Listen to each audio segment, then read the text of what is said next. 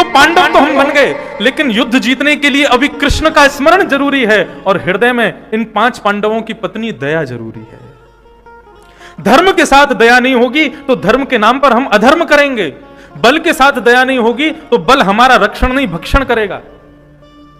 मन में दया नहीं होगी तो हमसे कोई मित्रता प्रेम करना नहीं चाहेगा। बुद्धि के साथ में दया नहीं होगी तो अपनी बुद्धि का अभिमान होगा। रूप के साथ दया नहीं होगी तो रूप गर्विष्ठ हो जाएंगे हम लोग। इसलिए 5 पांडव तो हैं, महाभारत का युद्ध भी तैयार है, लेकिन कृष्ण रूपी सारथी और द्रौपदी रूपी पत्नी की आवश्यकता है। स्मरण रूपी कृष्ण और दया रूपी द्रौपदी, ये बात याद रखिएगा। द्रौपदी की बात को सुनकर के सबने उनका पक्ष लिया, लेकिन भीम कहने लगे तूने अर्जुन छोड़ दिया तो मैं मार दूंगा। युधिष्ठिर बोले नहीं, द्रौपदी की बात मानो। प्रजा कहने लगी यदि तुमने छोड़ दिया तो हम मार देंगे इसको। भगवान पीछे से बोले हाँ, और एक और बात, तुमने प्रतिज्ञा भी तो ली थी कि इसको मारोगे। मैं जब मना कर रहा था कि मत लो मत लो, तुम कह रहे थे नहीं मैं तो लूंगा।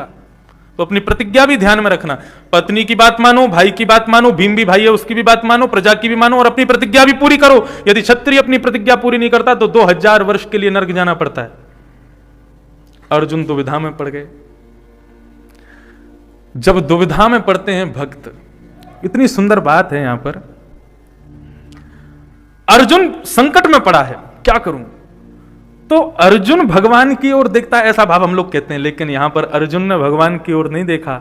आलोक्य आलोक्य वदनम सख्य, भगवान ने अर्जुन की ओर देखा और ठाकुर जी देख करके अर्जुन को अपनी ओर आकृष्ट करते हैं। अर्जुन क्या हुआ?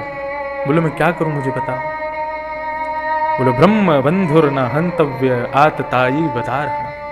ब्राह्मण कैसा भी क्यों ना हो अर्जुन, उसको कभी मृत्युदंड नहीं देना चाहिए, और बालकों का हत्यारा कोई भी क्यों ना हो